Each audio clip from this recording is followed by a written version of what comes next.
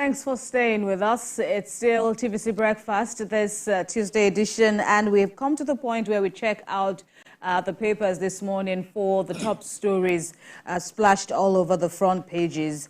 This Nigeria is the first that we look at, and the big story, of course, is the latest from the controversies in Rivers State. The leaked story is captioned, "Court voids Governor Fubara's 800 billion naira budget passed by 5 assembly members." Justice Omotosho is quoted as saying, "Governor nearly exceeded his powers. He should stop further interference in the affairs of the Rivers State House of Assembly" under Speaker Mewule. Those were part of the words of Justice James Omotosho that delivered the judgment. Other stories that is up above the masthead, or just beside the masthead, I should say, price of 12 kg cooking gas rises by 12.31% to 11,510 naira in 12 months. This statistics is released by the National Nigerian Bureau of Statistics. Regarding the FCT kidnappings, which has been a topical issue of late, President Tinubu approves purchase of tracking equipment for security operatives as FCT Minister Nyesom Wike warns against what he calls politicization of insecurity in the nation's capital. FRSC records 21% reduction in crashes in 2023, unveils strategies for 2024. And finally, on this Nigeria is 58 northern senators to challenge alleged lopsided funds allocation in the 2024 budget, say that fiscal document is skewed against the north. On the front page of First News, fresh political crisis, it says, brews in Rivers State as court nullifies passage of state's 2024 budget and bars Governor Fubara from, quote, frustrating legislature. In the meantime, pro-Wike local government chairman holds abuses at the governor. Now to other stories. Some private secondary schools extort UTME candidates, says JAMB registrar. Governor Makinde presents report on Ibadan explosion to Tinubu. Police foil assassination plot against Benue Speaker arrests local government chairman. Canada to reduce admission slots for Nigerian students, and others. Super Eagles beat Guinea-Bissau 1-0 to reach round of 16. And just a quick one there, abducted sisters, family counters police, army claim, says ransom was paid. Over now to the Punch. The big story is on the kidnapping epidemic, in the words of the Punch. Most abductions in Abuja, others not reported. That's according to victims' families.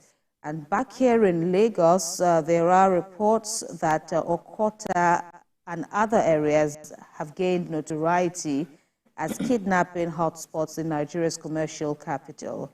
And for Amnesty International, as well as private investigators, they are positing reasons as to why most kidnap cases are underreported.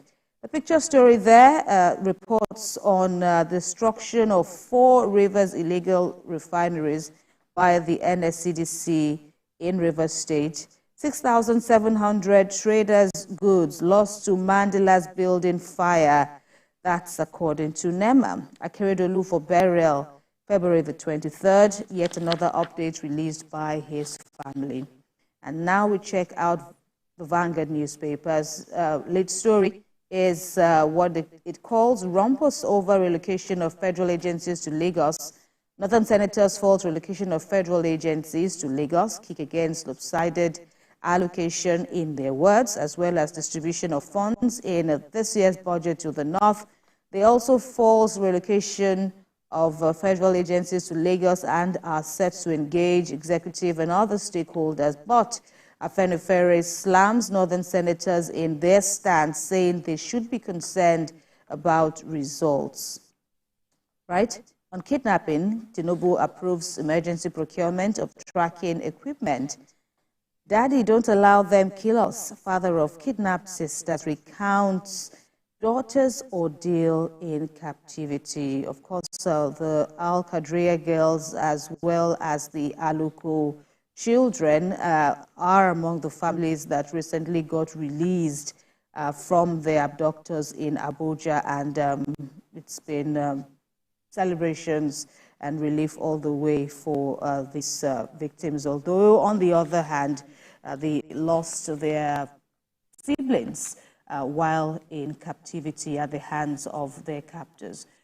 Rivers crisis, confusion over conflicting court orders, and over 1.1 million new COVID-19 cases recorded in 28 days globally. Also on the Vanguard, FG and governors to suspend what it calls nuisance taxes nationwide.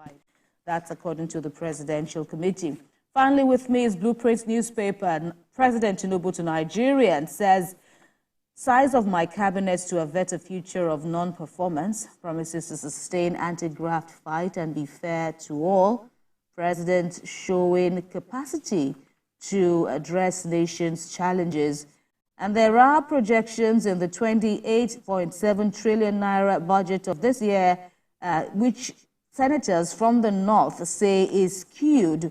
But of course, Yoruba groups have also responded in this controversy, cautioning on what it calls inciting statements. Serap, 20 others sue Senate President Akpabio as well as Speaker of the House, Abbas, over 147 billion naira budgeted to their offices. Theophilus. We move to the leadership newspaper, and it says the court declares Fubara's 800 billion naira 2024 budget illegal. 3,478 repentant terrorists were integrated in 7 years, says the Chief of Defense Staff. Dangote is still Africa's richest man as Forbes unveils 2024 list. Otedola returns to ranking, named among the continent's wealthiest. Supreme Court verdict, anxiety has sacked Plateau lawmakers, vow to resume. Lawyers warn, says it's dangerous and lawless path to take. Who used all options to reclaim their mandate, says PDP. Northern senators to engage Tinubu over relocation of officers. Bandits in military uniform kidnap 30 in Katsina. AFCON 2023, Nigeria advanced to a last 16. That's some good news there. Kidnapping, FCT gets approval for tracking equipment. FRSA records 4% reduction in road crashes. That's in the leadership newspaper this morning. We move to Salient Times. Cost of drugs skyrockets. Patient results to local herbs. Ogun to extend Lagos Blue Line Rail to Ogun border towns. Vows to fully implement 2024 budget. Yahoo boy arrested for attempting to use girlfriend for ritual. Kemi Oluloyo retires from journalism. Ibadan explosion. Makinde presents reports to Tinubu. That's in the Salient Times newspaper this morning. We now move to Nigerian News Direct, and it says here, Nigerians spent $1.58 billion on health tourism, foreign education, others in H1 2023, says CBN. Bodija explosion, Makinde meets Tinubu, extends temporary accommodation for displaced victims. FIRS boss harps on education tax as funding source for students' loan disbursements. Lagos fire incident, 6,700 traders, 450 shops, 30 offices, others affected, says NEMA. Daily Independent says federal government to deploy education tax into student loan scheme, says students loan scheme to incorporate skills acquisition. Executive Secretary explains how to apply for the loan. Makinde presents Ibadan explosion report to Tinubu. Northern senators protest relocation of CBN fan officers. Alleged lopsidedness in allocation of resources in 2024 budget. Rising insecurity, federal government has hailed Nigerians once again. Bode George laments Ondo 2024, governor's seats not vacant. Ayedatiwa tells APC members. Again, Lagos vows to enforce Okada movements on restricted routes. And of course, NCAA unveils new portal to check flight delays cancellation. That's in the Daily Independent this morning. And finally, on Business Morning, as Business AM, reports suggest Nigeria taps asset monetization for revenue shortfall to address infrastructure needs. 50,000 abandoned projects worth 10 trillion naira. Federal government landed property put at 5 trillion naira. Idle underutilized assets worth 1 trillion naira. That's in Business AM this morning.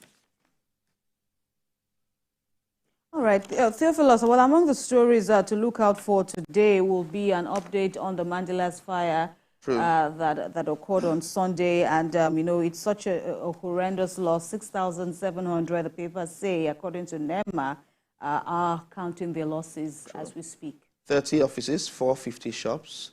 I was actually there yesterday. Right. And about the building that's collapsed, that's got fire, was about 15-story buildings high. And so it started from the second floor where a welder was trying to create an expansion for a generator, and suddenly sparked fire. And so I was told actually that in between the floors, from the second to the top floor, there's a hotel. And so as at yesterday morning, the residents, those who paid for rooms, they were stranded because they couldn't use the elevator, they couldn't use the staircase because of the fire. How many floors are we looking at? About 15 floors. Oh, wow. So NEMA was actually spot on. A lot of traders lost a lot. And the concern there... But were they insured? Do we have... Many might have been, but well, we live in a country where many people do not believe in insurance. And I am very sure we might categorically state that many people left some monies inside the shops because banks don't open on weekends, and so this thing happened on Sunday. But we also see situations where emergency responders couldn't gain access to quell the fire. You get, because the building was quite high, so from the front they couldn't attack the fire; they had to attack it from the back. But where the building extended to was a major road within the market, but there was no movement. So the government had to come with bulldozers to clear up the place before emergency responders could get in fully to quell the fire.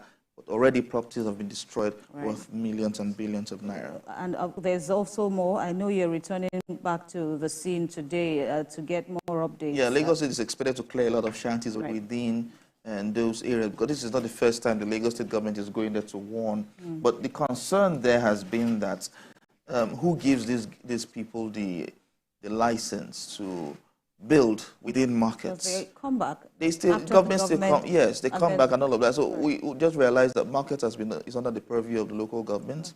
So it means that spotlight has to be beamed on the local government administrations to solve these problems. All right, Theophilus, you know, an unavoidable loss Truly there. Avoidable, yeah. Truly avoidable loss. But of course, we'll continue to bring updates on this disaster.